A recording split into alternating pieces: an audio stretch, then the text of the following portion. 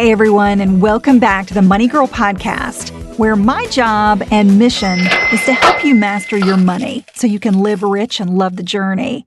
My name is Laura Adams. I'm a personal finance expert and author based in Austin, Texas. Thanks so much for downloading the show, and to everyone who submitted 5-star reviews and ratings in iTunes. It really means a lot to me, and it also helps the podcast get visibility so new listeners can find us, and I can help more people get the financial information that they need. So if you're getting value from the show, the best way to give back to me and everyone at the QDT network is to take a moment to submit a quick 5-star review in iTunes. Thanks in advance for that. This is episode number 505 called Credit Q&A, Build Credit, Dispute Errors, and Prioritize Debt. So this is another Q&A show. I love doing these because it allows me to really kind of knock out a bunch of questions at once. And the questions that we've got today have come in from a variety of places, from the Money Girl blog, from listeners to this show, and also to members of my free Dominate Your Dollars Facebook group. And if you're not a member yet, I would encourage you to take a look. You can search for Dominate Your Dollars on Facebook, or you can send me a text message. Just text the word dollars to the number 33444, and you'll get pretty instant access. Credit is a really important topic, and it's one that I think confuses a lot of people. We're not really taught what credit is or how to build credit in school or college. It's just one of those things we're expected to figure out. And it's not complicated, but there are some pretty key factors that help you build credit. And if you mess up pretty much any of them, it's going to hurt you on your credit score. So getting these questions answered for you is really important, and I hope it'll help you build credit. And if you've been listening to the show for a while, you already know that getting your credit up is going to help you save money. It's key to a lot of aspects of our finances. And the bottom line is that the better your credit, the less you pay for debt, like credit cards, lines of credit, car loans, and mortgages. But I think what trips a lot of people up is that even if you decide to never borrow money, so let's say you never buy a home, you never buy a car, you never borrow any money, your credit rating still affects your finances. Let me give you an example. Having poor credit means you could be turned down by a prospective employer, or even have an application to rent an apartment denied.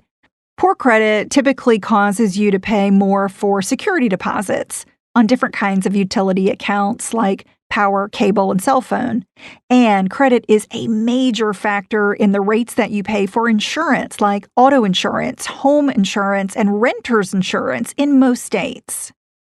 Let me give you an example on how much having good credit can save you if we're talking about a 30-year mortgage. So let's say the mortgage charges you 1% less because you've got good credit instead of average credit. The savings over the life of the loan could be $30,000 on a $150,000 loan. That's a relatively low mortgage amount. The bigger the loan, the more potential interest savings is at stake. So we're talking about real money here that your credit is going to cost you or save you. So for all these reasons, maintaining good credit is just a fundamental part of a healthy financial life. Don't believe anyone who tells you otherwise or encourages you to drop out of the credit system. There's really no such thing. Having no credit is the same as having bad credit. If you have no credit, you have what's called a skinny credit file or a thin credit file. And it just basically means you have poor credit and you're going to get penalized in all the ways that I'm talking about. So it's a key part of having healthy finances. And in this podcast, I'll answer 4 questions about credit that I hope will help you. So let's dive right in. The first one comes from Thomas M., who says, I have 4 credit cards, 2 of which have apoplexy-inducing balances with high utilization ratios, but I plan to pay them off within about 5 months. My other 2 cards are paid off in full every month and have low utilization rates. When will I see the high utilization matter less for my credit scores? Thomas, thanks for your great question and for being a longtime participant in the Money Girl community. And if you're not sure what the heck Thomas is talking about, stay with me. I'm going to answer his question and then give you a little bit more background on this topic. Your credit utilization is a factor on revolving accounts. Those are your credit cards and lines of credit, things that never really close. They just kind of revolve or stay open from month to month. Your credit utilization is graded or scored every month as your creditors report new information to your file and the reporting agencies update your balance information. So, if your available credit limit stays constant while you reduce your outstanding balance each month, your utilization ratio will also decrease each month. That boosts your credit scores right away, and they'll continue to rise each month as you chip away at your balances and cut your utilization rate. Now, let me back up and make sure you understand credit utilization. Your credit utilization ratio is a formula that divides your outstanding balance on a revolving account, like a credit card or line of credit, as I mentioned, by your credit limit on that account. For example, if you currently owe $1,000 on a credit card that has a $2,000 credit limit, your ratio is $1,000 divided by 2,000, or 50%. You're basically using half of your available credit limit, so your utilization ratio is 50%. Now, to build or maintain great credit, the lower your credit utilization, the better. A low credit utilization ratio tells potential lenders a little something about how you use credit. It tells them that you're using credit responsibly. Likewise, a high utilization ratio indicates that you could be under some financial strain or be getting close to missing a payment because all of a sudden you're using a lot of your available credit. So optimal credit utilization is no more than 20 to 25%.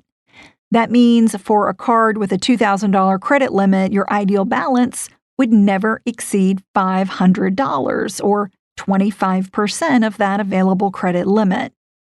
Now, you may be thinking, well, what do I do if I want more spending power?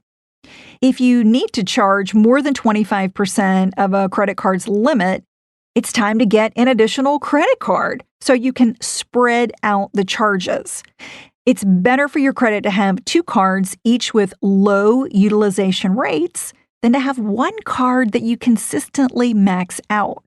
And this is a common misconception about credit. A lot of people mistakenly believe that you can extend this recommended 25% limit without hurting your credit as long as you pay off the entire balance in full each month. Now, while paying off your entire credit card balance is definitely what I recommend, it's a very wise move because you never pay any interest if you pay off your balance each month.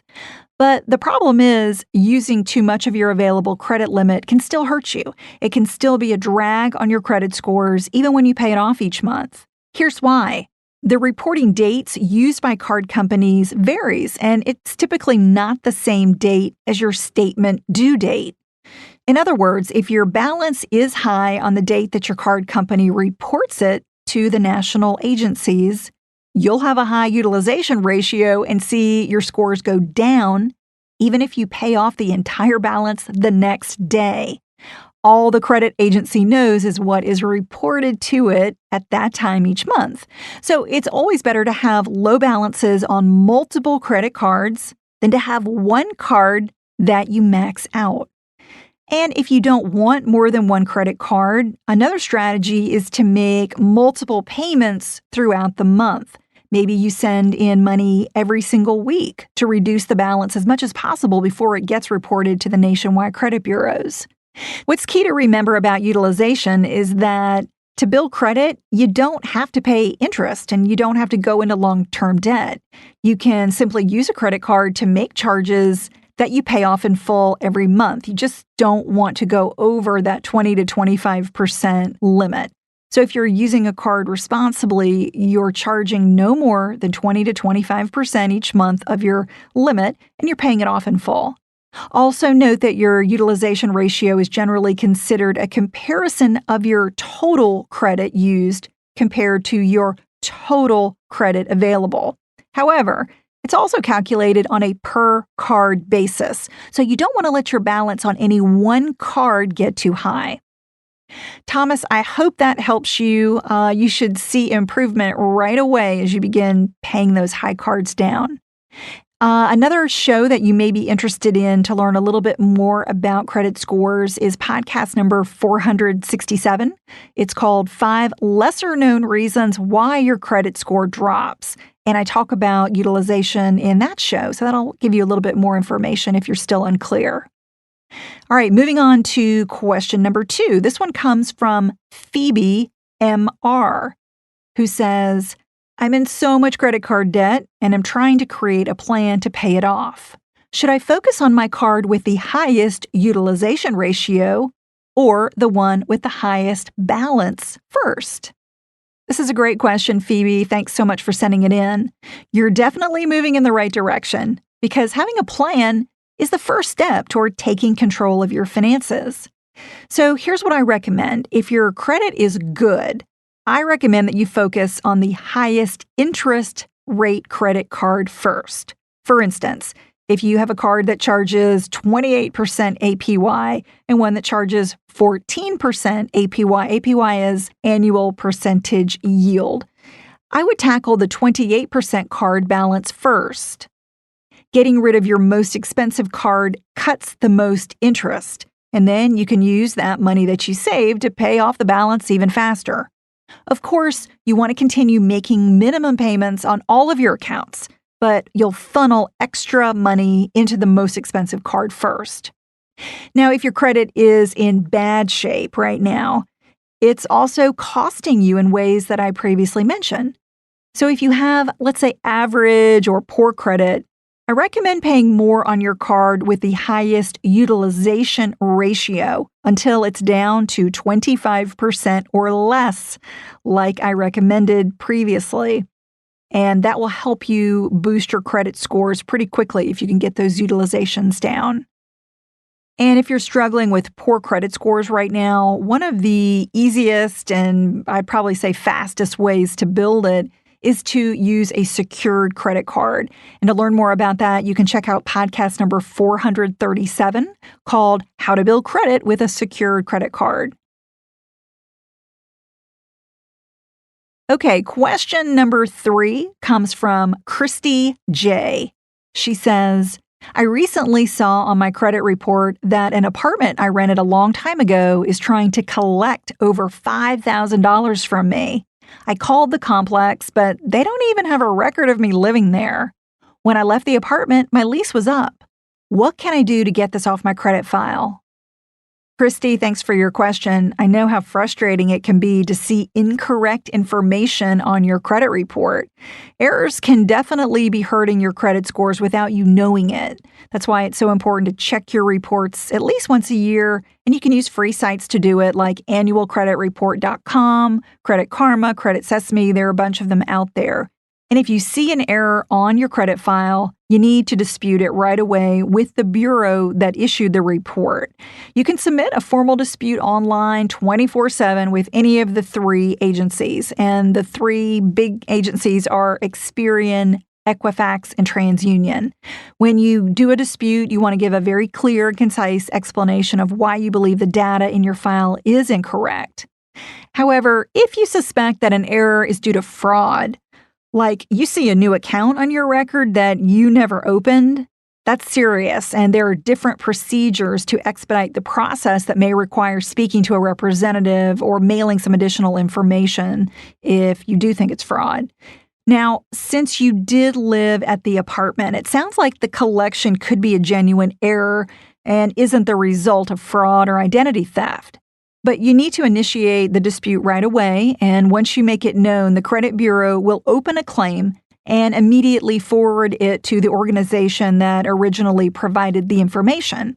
In general, the entity that submitted the data to the credit bureau has to verify it within 30 days.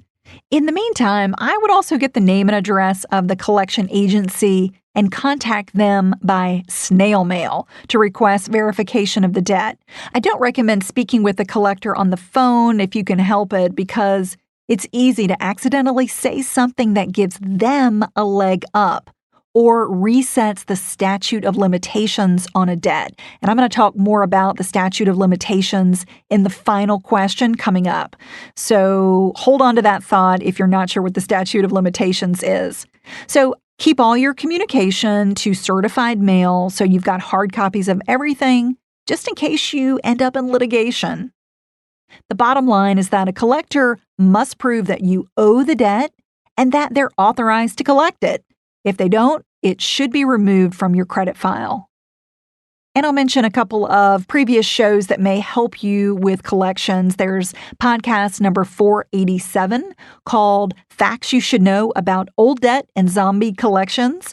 And podcast number 314 is The Law About Debt Collections Harassment. All right, the last question is from Shanti M., who says, I have 2 accounts in collection and 4 high-interest credit cards that are almost maxed out.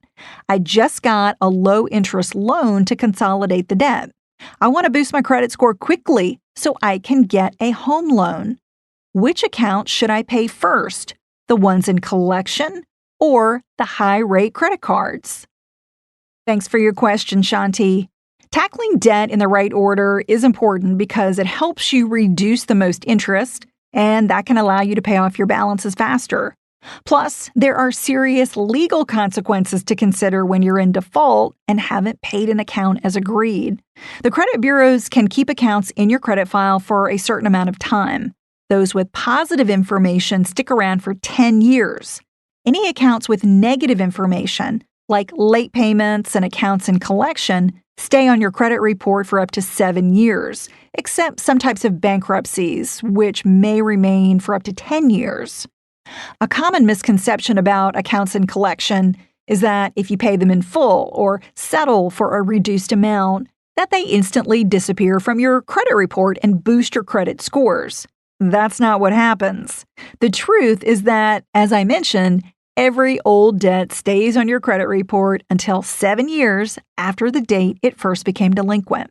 Having old accounts with negative information certainly hurts your credit scores. However, they become less damaging as they age.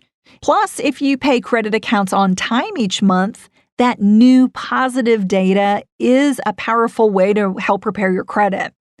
But there's another time limit that you need to be aware of that I just mentioned called the statute of limitations.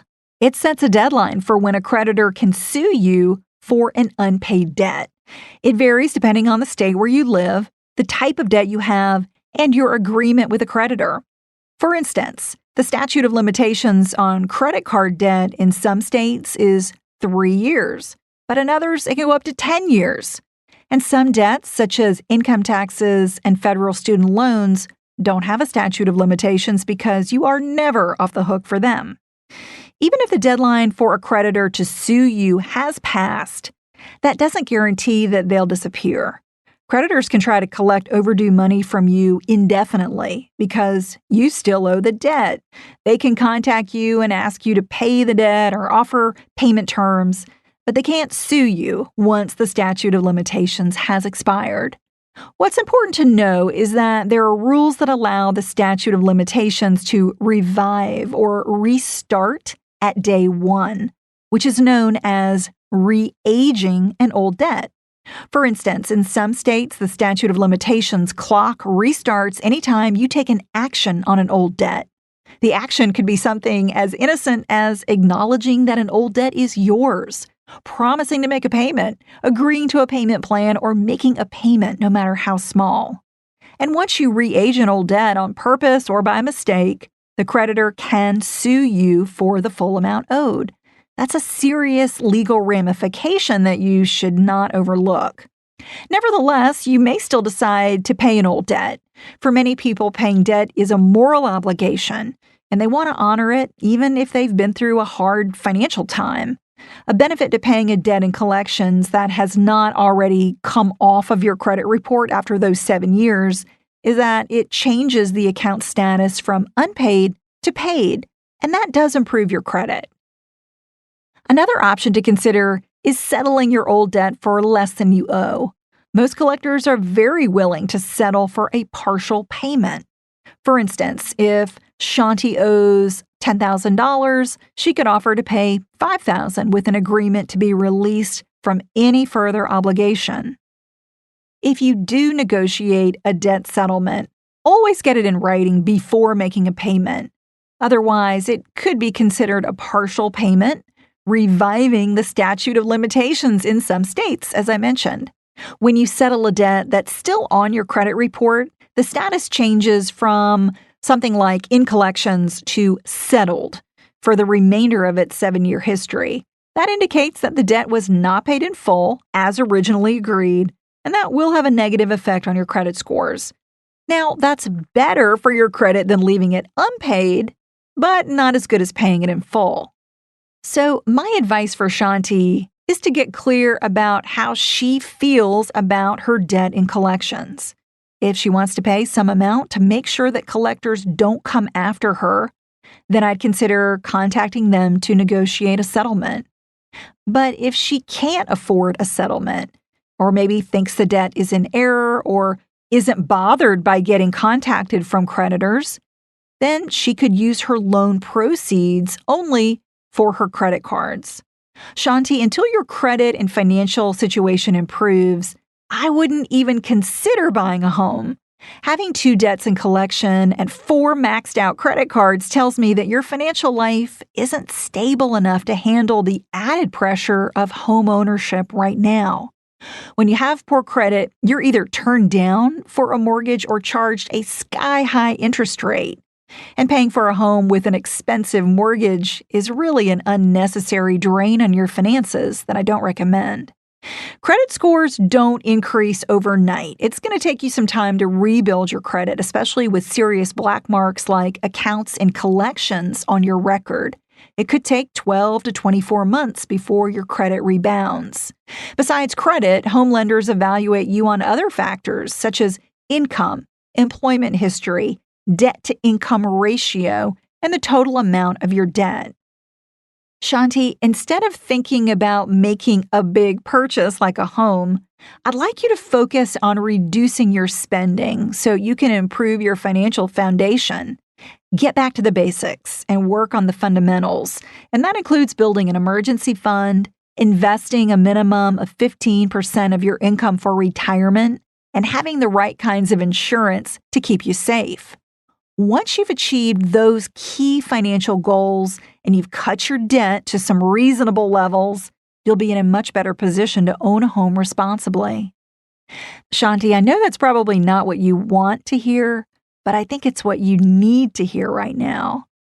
Thanks to everyone who sent in these questions. Please keep them coming so I know what topics interest you or what financial challenges you're facing and you need the most help navigating.